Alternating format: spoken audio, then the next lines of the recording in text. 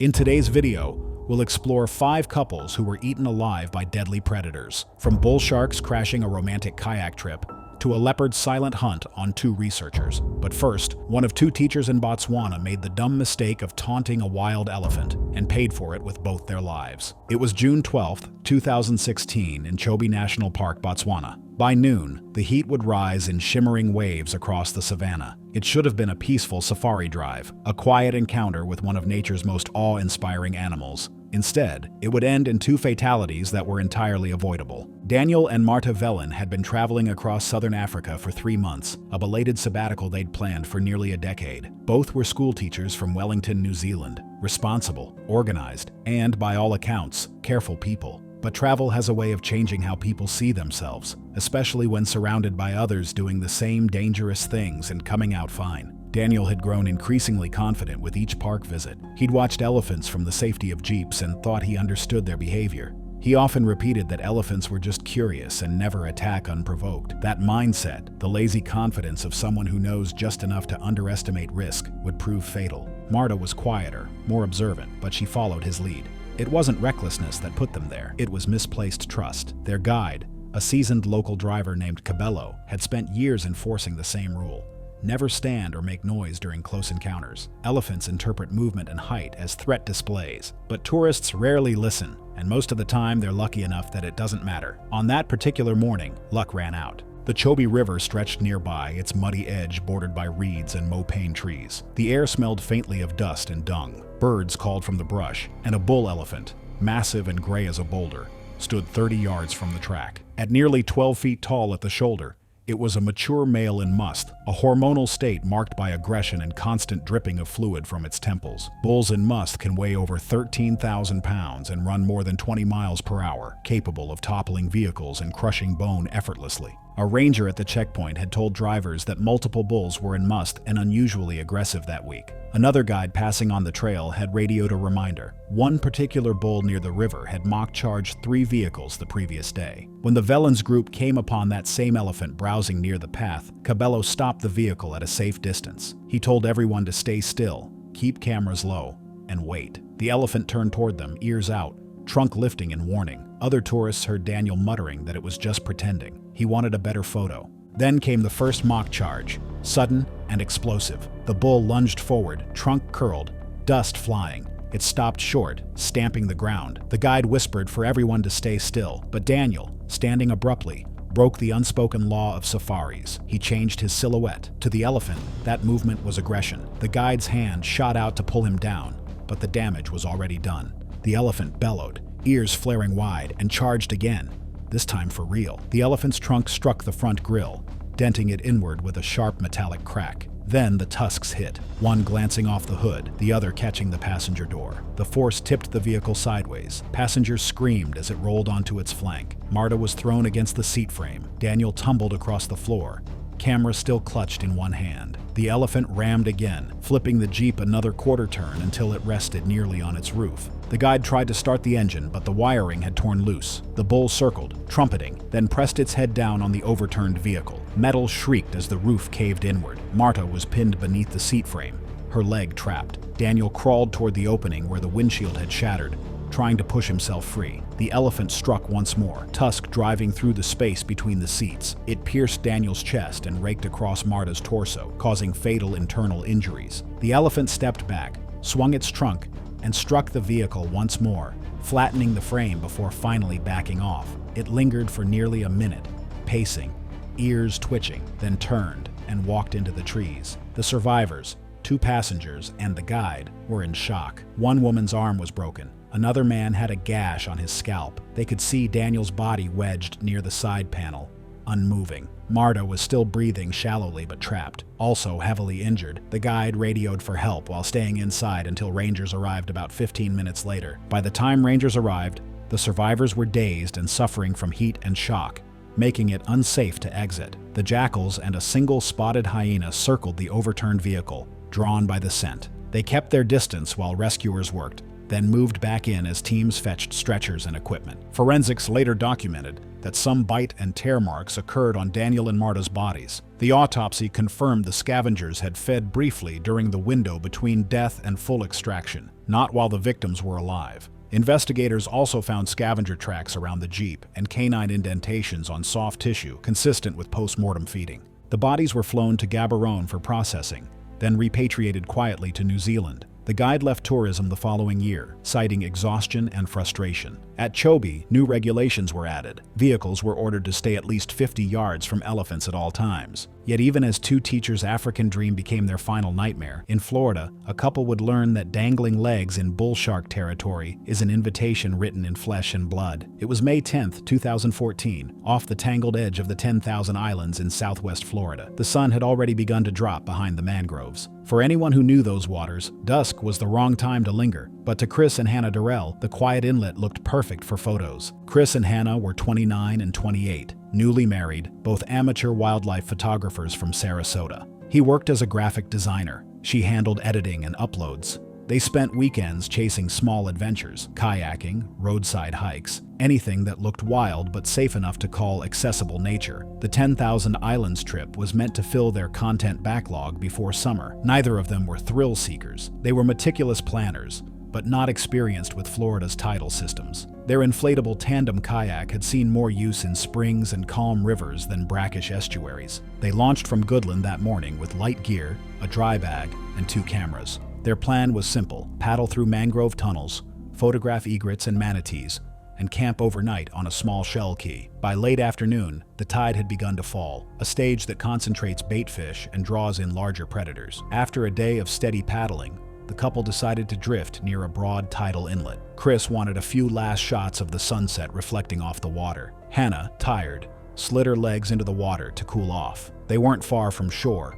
only about 70 yards, but the inlet fed into deeper channels known for bull shark activity. Averaging 8 to 10 feet and over 500 pounds, bull sharks tolerate both salt and fresh water, using estuaries as hunting grounds. Their bite force exceeds 1,300 pounds per square inch, more than enough to shear bone. Unlike most shark species, they hunt aggressively at dusk and dawn, tracking vibrations and scent from schooling fish. In short, they thrive where complacent humans think it's safe to relax. As the sun dropped, small splashes began breaking the stillness, a sign of schooling fish near the surface. The couple used the moment to shoot photos of the reflected sky. Hannah leaned back, her bare feet brushing the water, and Chris steadied the camera. Anglers in a nearby flats boat, positioned along a deeper cut about 150 yards away, later described hearing a sharp splash, followed by a short scream.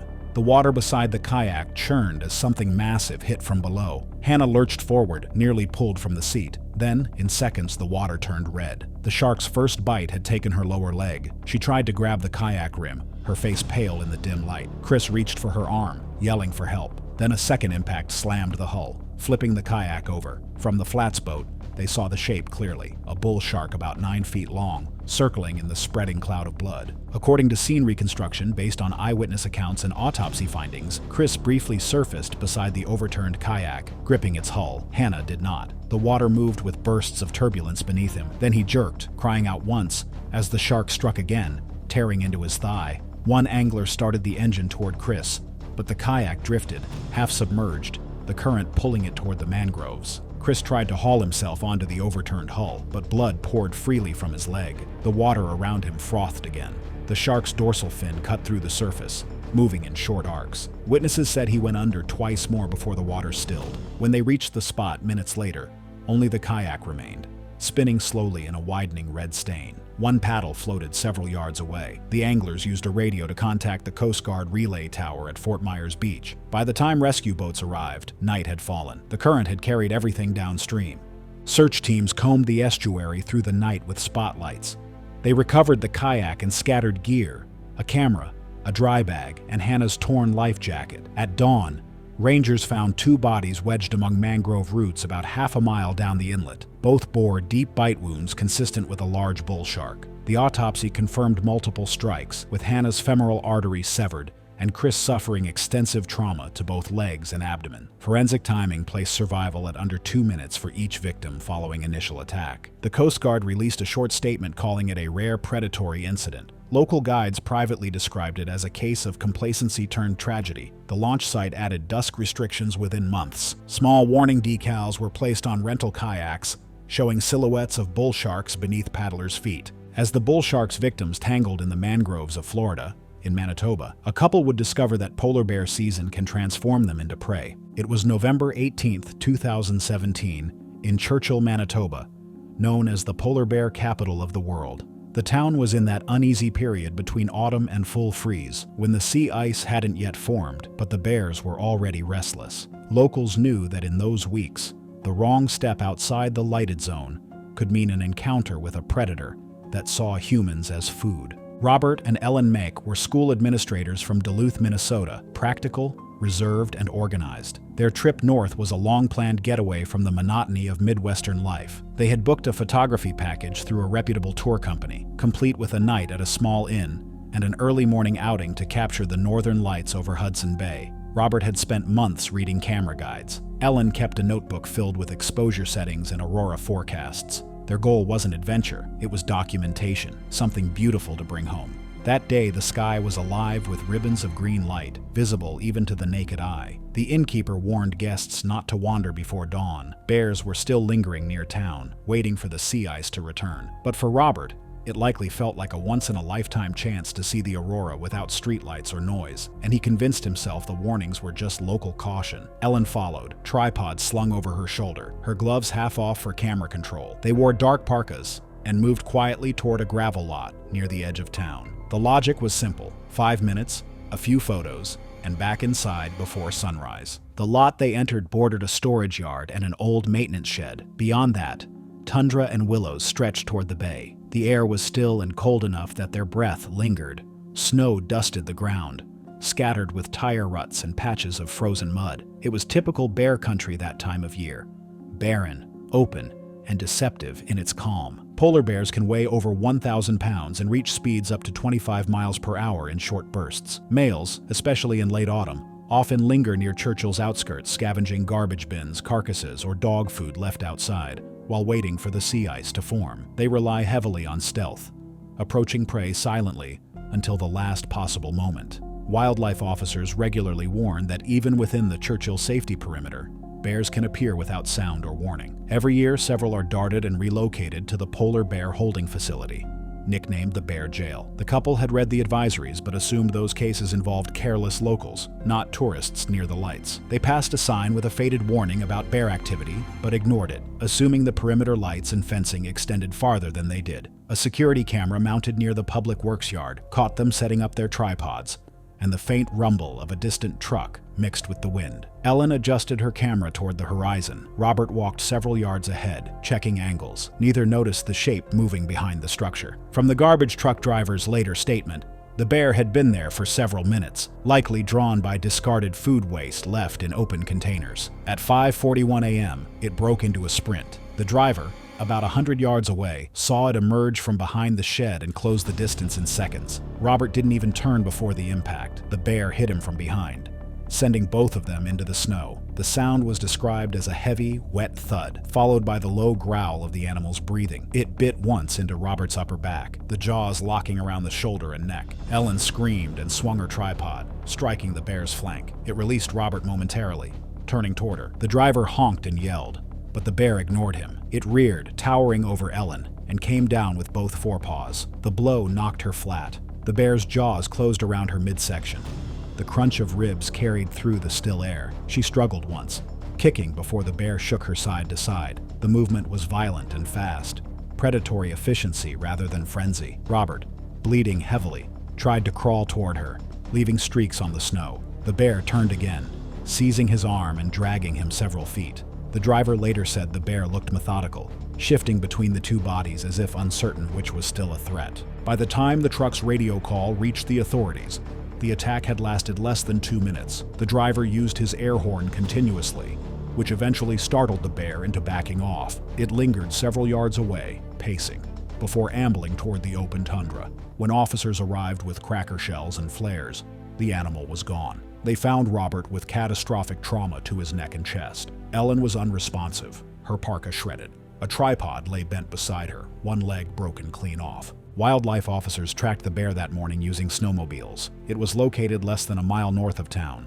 feeding on refuse along a frozen creek bed. Identification was confirmed through blood-stained fur and matching paw prints near the scene. It was tranquilized first and then euthanized on-site, following Churchill's public safety protocol. Autopsy results on both victims indicated instant incapacitation from crushing bites to major arteries. Photos recovered from Ellen's camera showed the aurora faintly above the horizon and Robert's silhouette seconds before the attack, her last image. The town held a small memorial in the community center 3 days later. Their bodies were flown back to Minnesota for burial, attended by co-workers and students who had followed their trip online. As the bear was silenced by wildlife patrols in Churchill, in Zambia, a British couple would stroll between grazing hippos, a decision that became a death sentence. It was June 9, 2013, along the lower Zambezi River in southern Zambia.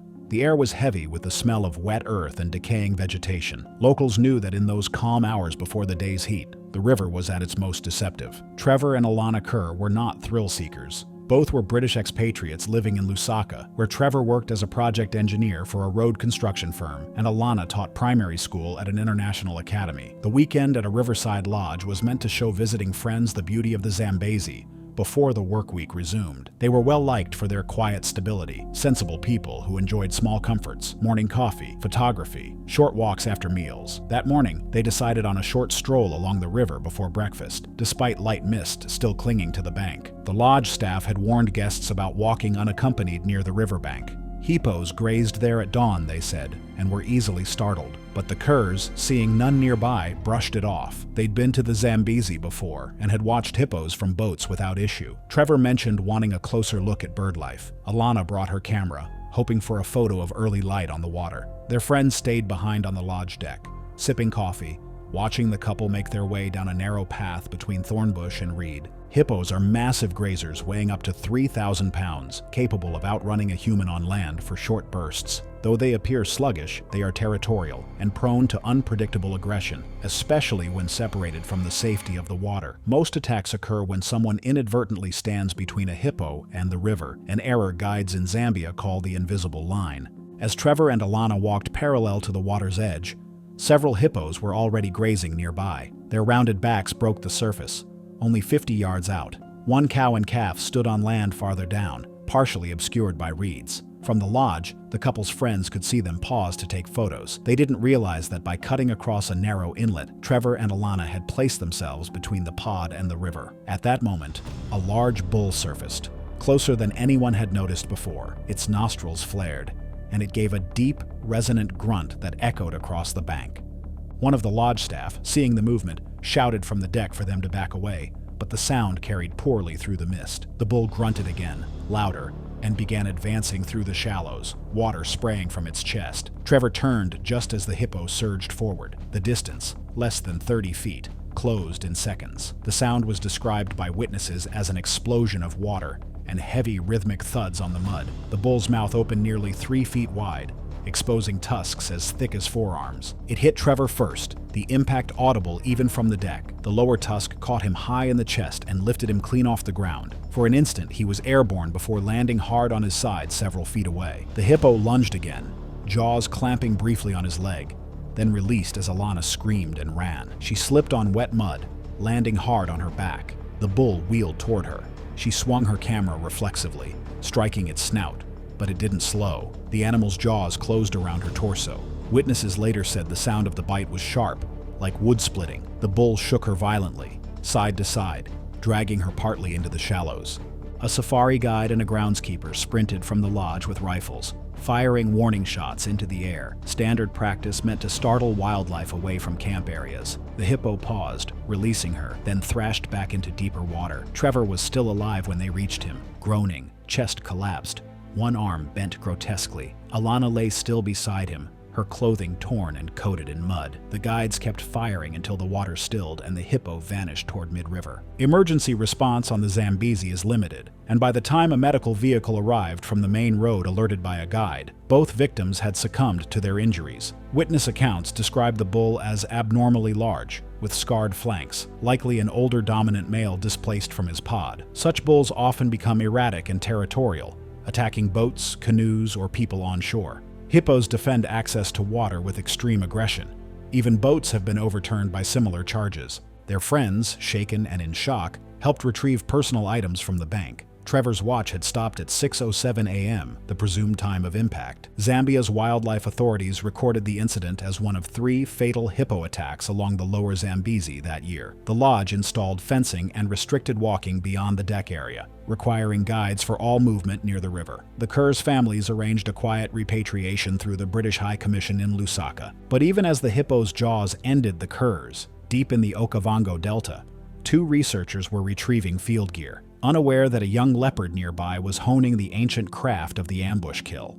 It was October 22, 2018, in the Okavango Delta of northern Botswana. The night air was still, thick with the smell of damp grass and acacia. Deep in the bush, small mistakes could turn fatal, not through recklessness, but through quiet, ordinary choices made under false security. Johan and Lila Brennick had been living in the Delta for 3 weeks, collecting audio data for a Dutch research project on nocturnal bird calls. Both were well-trained, professional, and cautious by habit. Johan, 32, had a background in sound ecology, specializing in the migration acoustics of waterbirds. Lila, 30, handled field notes and recording logistics. Their work demanded patience, not risk. They'd camped in multiple African wetlands before, relying on routine and clear communication with local staff. But that routine, and a mild confidence from experience, made their small errors that night seem harmless. The Brennicks had set up an unfenced bush camp near a shallow watering hole, where they recorded bird activity at dusk and again before dawn. That day, their data run had gone well and spirits were high. They shared a bottle of wine under the open canopy, reviewing audio files while the generator hummed in the distance until almost midnight. The Okavango is one of Africa's densest predator habitats. Lions, hyenas, and leopards all competing for water access. Leopards, in particular, are stealth specialists. Adult males weigh around 130 pounds, capable of sprinting 36 miles per hour and carrying prey twice their body weight into trees. Their attacks are typically silent,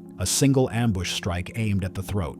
Most local guides warn guests to remain indoors after 10 p.m. for this reason alone. That evening, staff at the nearby base hut had reminded the couple to douse lights and stay within the fire ring. It was a routine safety warning, one easily ignored after weeks without incident. Johan and Lila laughed it off, claiming they'd finished their work quickly. At 11:50 p.m., a staff member mentioned that Lila forgot the recording device she'd strapped to a low tree branch behind their hut. She told Johan she'd fetch it before bed. He stayed seated, organizing equipment. According to the others, she took a small flashlight but kept it dim to preserve the night's soundscape. That small, rational decision to keep the environment natural was her final mistake. From staff accounts, there were no warning growls, no sound of approach, only a short scream that tore through the dark, followed by frantic rustling in the grass. Johan's shout came seconds later. He ran toward the sound with a folding chair in hand, light from his headlamp bouncing wildly. Camp staff followed, flashlights sweeping across the brush. They glimpsed movement,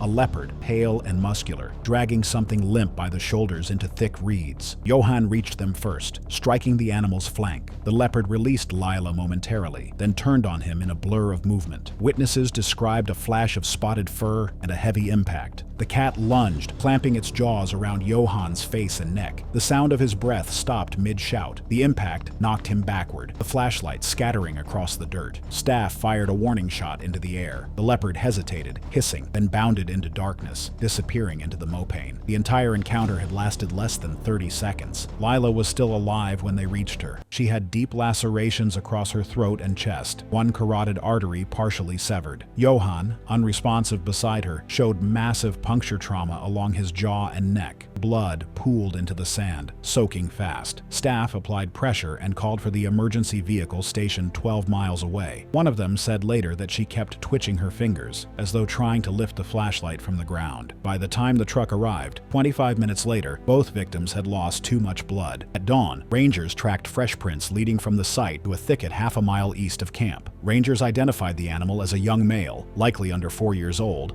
estimated at 110 pounds, known to have been approaching campsites at night over the previous month.